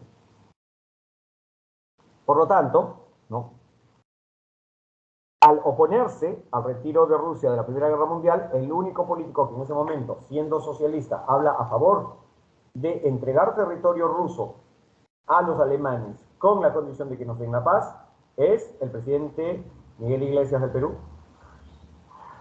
Eso hizo Iglesias en el Perú, pero en Rusia no estaba Iglesias, en Rusia estaba Lenin, ¿no?, el Iglesias de Rusia. Lenin es el que ofrece, ¿no?, gobernar para firmar la paz. Y es ese argumento el que lo va a llevar a dar un golpe de Estado y tener posteriormente apoyo, ¿no?, por parte de campesinos y soldados y obreros. Porque terminando la guerra, ¿no? Todos esos soldados regresan a sus tierras, la tierra produce, ¿no? Y entonces los alimentos pueden llegar a la ciudad. Las fábricas pueden volver a trabajar porque ahora ya no hay guerra y pueden importar y exportar, y entonces el comercio se restaura, las fábricas vuelven a producir. ¿Por qué no sucedió nada de lo que acabo de decir si Rusia se retira de la guerra? Porque Lenin, además de esto, declara eliminada la propiedad privada. Y eso va a generar todo un conflicto que se va a convertir en la famosa guerra entre el ejército blanco y el ejército rojo, ¿no? Entonces, el retiro de Rusia de la Primera Guerra Mundial no solucionó ningún problema, los agravó más bien por las políticas represivas que establece Lenin para mantenerse en el poder, luego de dar su golpe de Estado, ¿no? Y transformar Rusia en un país socialista. Pero esta fue la principal causa, ¿no? Kerensky se mantiene a favor de estar Rusia en la guerra y Lenin dice Rusia debe dejar de luchar por los intereses de las naciones burguesas. Debe de luchar por su propia población. La lucha debe ser al interior, no debe ser al exterior. La 11 entonces sería la B, 11B. La 12, nuevamente verdadero o falso. Durante la Segunda Guerra Mundial, ¿no?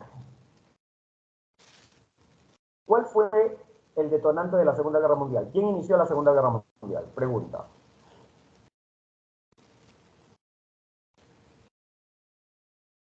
¿Japón? Japón inició la Segunda Guerra Mundial, ¿estás seguro? ¿Alemania? ¿Están seguros? ¿Cómo?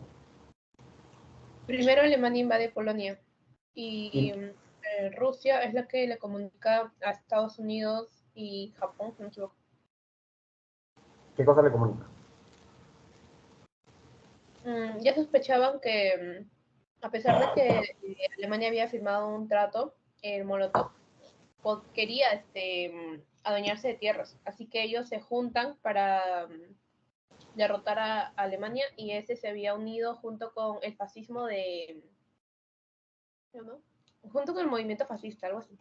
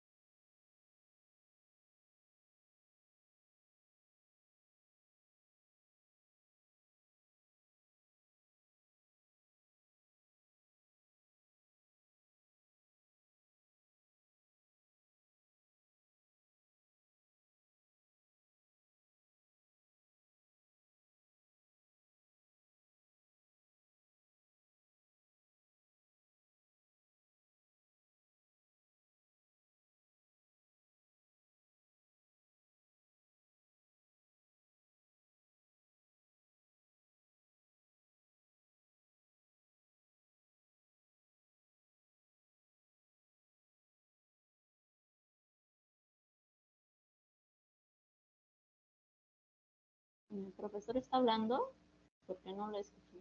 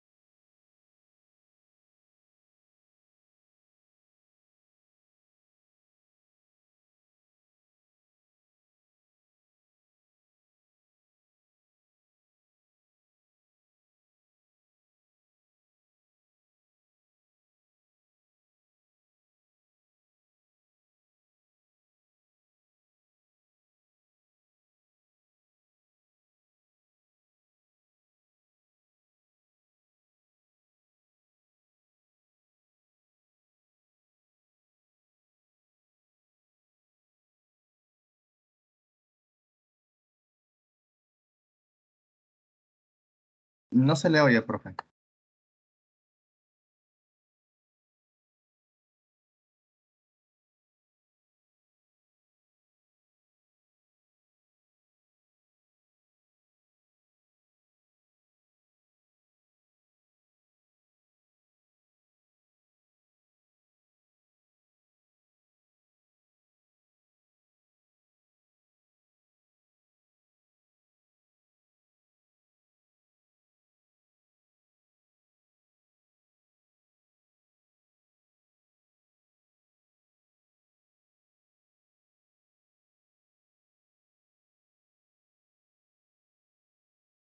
Hola, hola, aló, Ya, profesor, me escuchan. aló, ¿están allí? ¿Me escuchan? ¿Me ven? Algo sucedió, se apagó todo acá. Yuhu. Sí se escuchan. Sí, ok, estaba asustado. Ok, nos quedamos en Rusia, ¿no? A ver, ¿dónde está la separata? Aquí, compartir.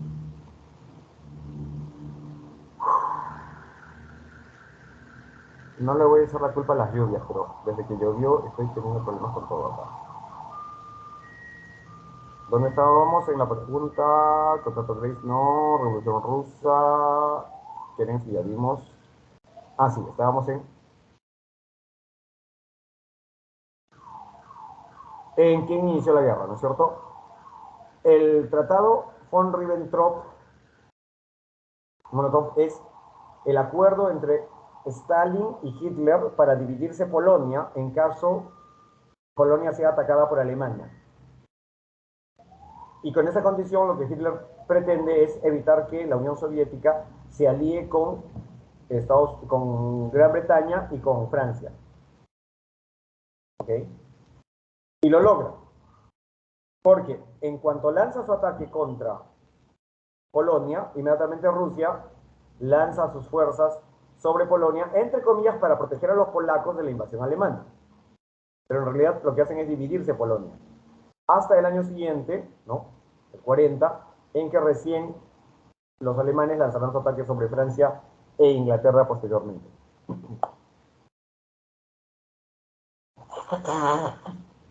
Entonces es la alianza Unión Soviética, Alemania nazi, la que inicia la guerra. Ojo con ese detalle. Claro, después, ¿qué va a suceder? Cuando los alemanes son derrotados por los ingleses durante el bombardeo aéreo, ¿no? Los alemanes entonces rompen su alianza con la Unión Soviética y atacan a la Unión Soviética. Y recién allí la Unión Soviética, el año 41, ¿no? Se pasa a sumar con Francia e Inglaterra. Recién el 41. La guerra empieza en 39. 39, 40 hasta 41, los primeros meses, ¿no? La Unión Soviética está a favor de Hitler. No mueve un dedo allí donde Hitler ataca. Más bien facilita, ¿no? No se opone, no le pone ningún impedimento. Por eso Alemania va a crecer al este, pero también va a crecer al oeste, ¿no? Por otro lado, Estados Unidos tampoco interviene. Veamos entonces cuáles son las alternativas correctas acá. La primera, luego de la ocupación alemana a Polonia, ¿los nazis invadieron la Unión Soviética? No, eso no fue inmediato, eso fue todavía año y medio después. 2. Mussolini declara la guerra a Francia cuando los alemanes ya avanzaban sobre París. Claro, la alianza entre Mussolini y Hitler, ¿no? Le permite hacer esto. Además, Mussolini ya ha invocado la necesidad de reunificar a los territorios italianos, atacando meses antes del ataque a Polonia la costa oriental adriática, ¿no?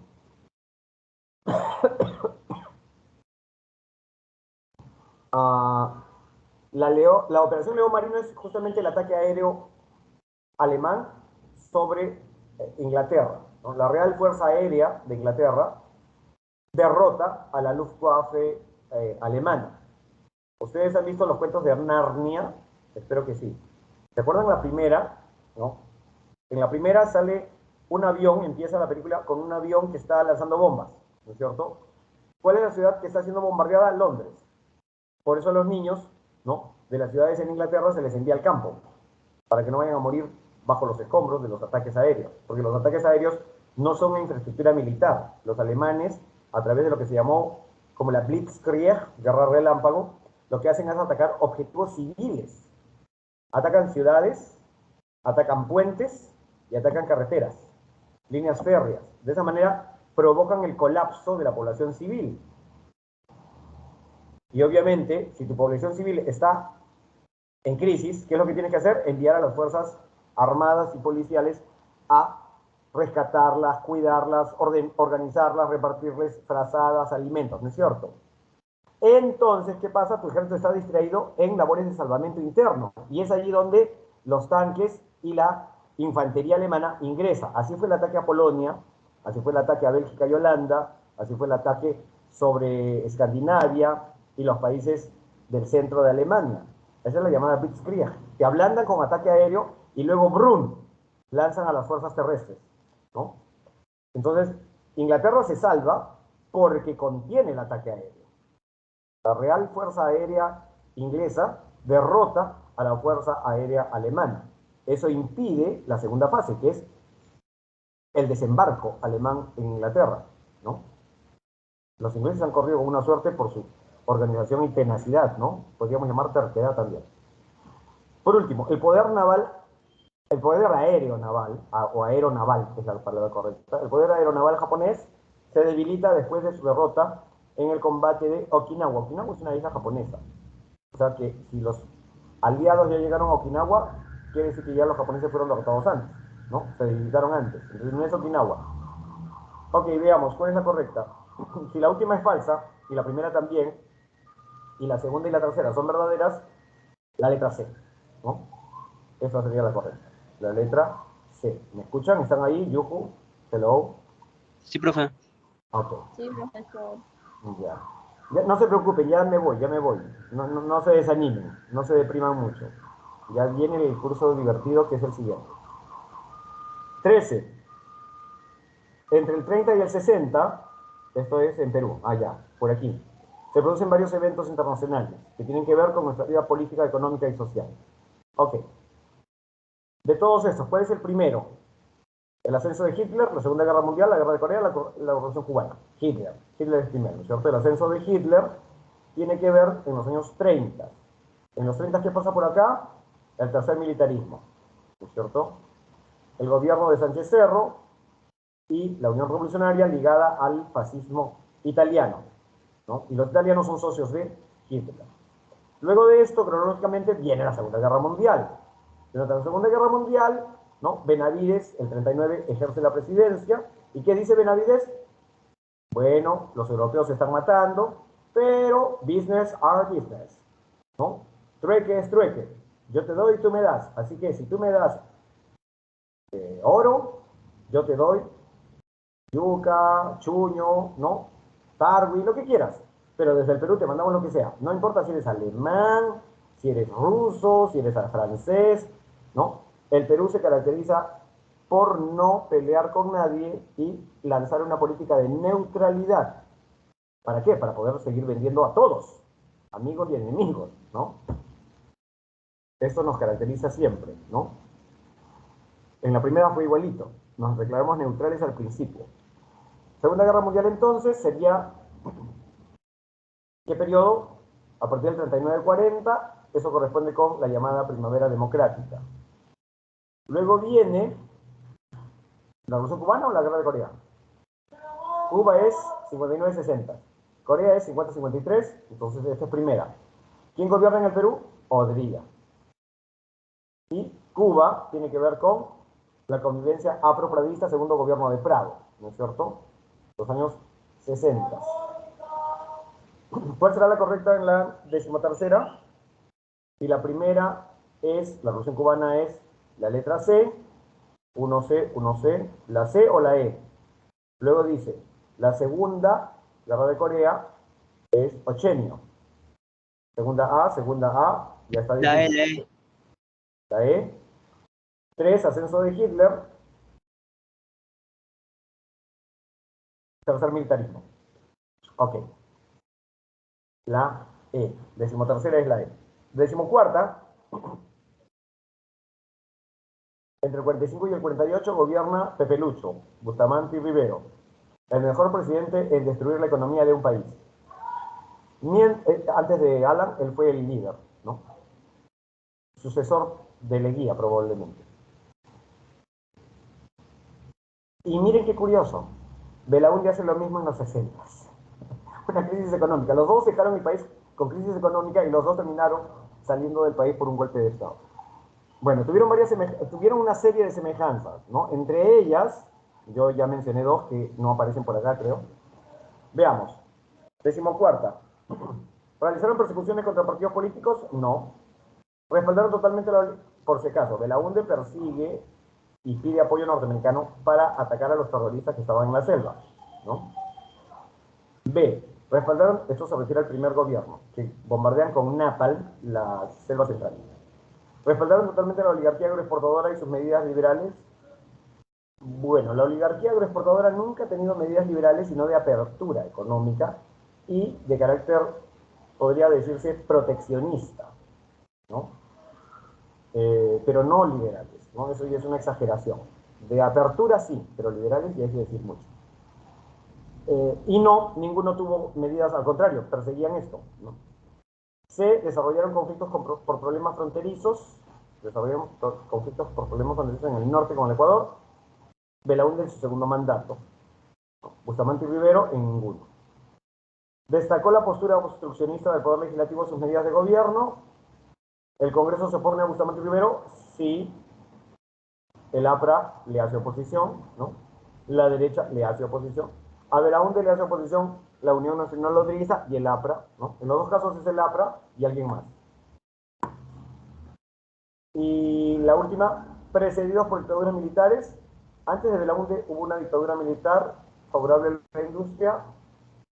Antes de Bustamante Rivero hubo una dictadura militar. No, antes de Bustamante Rivero hubo un presidente electo, Prado, su primer mandato.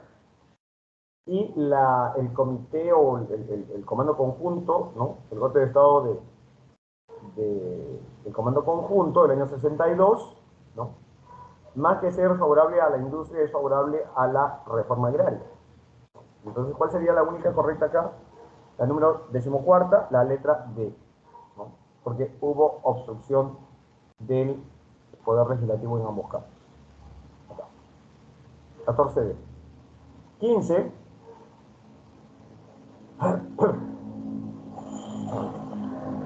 Durante la Guerra Fría, del año 56 al 77, llamado Coexistencia Pacífica, que fue una etapa dentro de la Guerra Fría,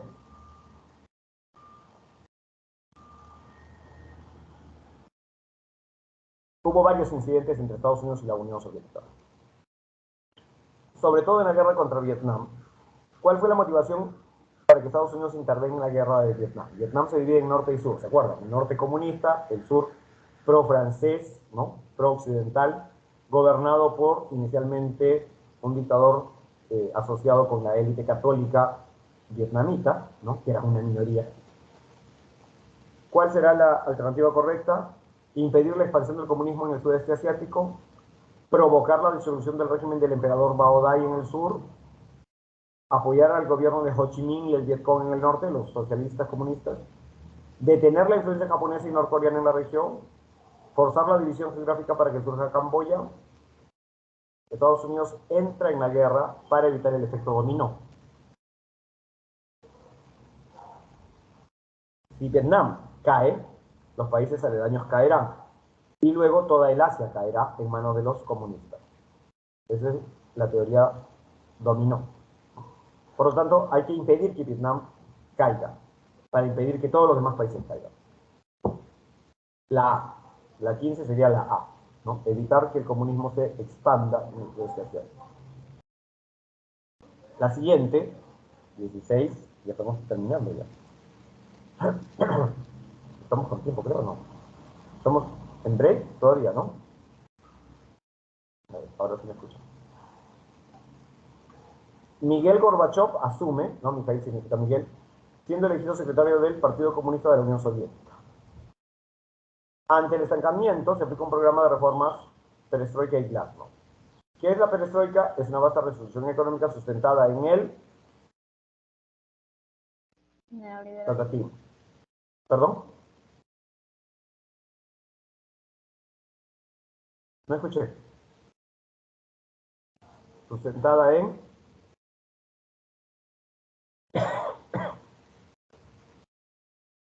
Ojo, se fue el audio de nuevo. Neoliberalismo. Claro, eso es lo que dice la PRE. Me imagino que eso dice el Ministerio de Educación. Pero perestroika no es neoliberalismo, por si acaso, ¿no? Acá hay una alternativa que hace referencia a esto. Y la glasnost sería la amplia apertura política basada en la participación democrática. Bueno, glasnost significa transparencia informativa y perestroika significa reestructuración, ¿no? Hoy en día, claro, se le quiere dar esta interpretación, pero ni siquiera existía la palabra neoliberal el año 85, menos en el año 90 cuando cae la Unión Soviética, o 91, perdón. Esa palabrita apareció después. Pero bueno, no vamos a discutir ahora porque ya en clase expliqué por qué se usan esos términos, que me parecen incorrectos porque no es la definición, pero bueno, si está en el examen de admisión preguntado así, ya saben, no importa si es verdad o no. Si lo leyeron en la pre, márquenlo así en el examen de San Marcos. En otra universidad no. Cada universidad tiene su propia versión de la historia. Revisen los exámenes y revisen las preguntas. Entonces sería la letra B. ¿Ok? 17. Durante los 12 años de la dictadura militar de Velasco y Morales Bermúdez, fueron tomadas las siguientes fotografías el 5 de febrero en el Centro Histórico. Veamos qué cosa sucedió. Ternos, sacos, sport, pantalones, ¿no? Te los dan a crédito, te venden pantalones a crédito, ¿te imaginas? Puedes comprar los pantalones en cómodas cuotas durante 3 años, ¿no? Hoy en día, ¿qué cosa compras durante 3 años? Un auto. Antes se compraba pantalones. ¿La gente tenía una buena economía o una mala economía? ¿Qué creen ustedes? ¿Qué te dice ese letrero? ¿La gente durante la dictadura militar estaba muy bien o muy mal? Mal. Mal económicamente. ¿Pero qué te dicen todos? No importa, ¿no? No importa, la gente se volvió digna, ¿no? Se volvió digna, entonces ¿por qué salen a protestar? Ocurre durante la segunda fase dirigida por Morales Bermúdez. Morales Bermúdez entra en agosto, esta no es. Estamos hablando del 5 de febrero. Todavía Morales no existe en el horizonte político. ¿El Chino Velasco se encontraba en la presidencia? No, no era presidente, era dictador. Se encontraba ejerciendo la jefatura de Estado, que es diferente, pero no es presidente. El cargo de presidente es un cargo electivo. Dios mío, ¿quién ha hecho este enunciado? En fin, parece que se nos meten los fujimoristas por acá, ¿no?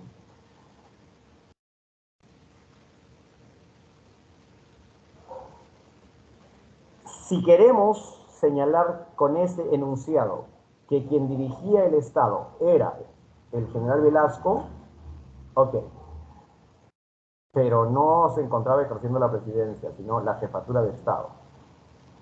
Los policías realizan una huelga general, provocando saqueos en Lima. Al no haber policías, la gente sale a atacar, ¿no?, las tiendas, a robarse todo lo que pueda. El restablecimiento del orden fue recuperado por el ejército, cosa que Dina no ha hecho, sacar al ejército para recuperar el orden. Cosa que, a ver, Sagasti hizo, Merino hizo, Vizcarra hizo. Yo no me acuerdo, la verdad que no me acuerdo. Por eso lo pregunto. Estoy pensando en voz alta. Estoy tratando de cruzar las imágenes en mi cabeza de los últimos años. Con esta, ¿no? La policía se declara en huelga. La gente sale a robar, a saquear bancos, tiendas. Entonces se da la orden que el ejército salga a patrullar las calles, ¿no? Y obviamente, si te opones al ejército, ¿no?, no te piden tus documentos. Te meten bala, ¿no? Te meten plomo. Y si eres un policía rebelde, también te balean, ¿no? Veamos entonces cuál es el alternativo correcto de la 17ª.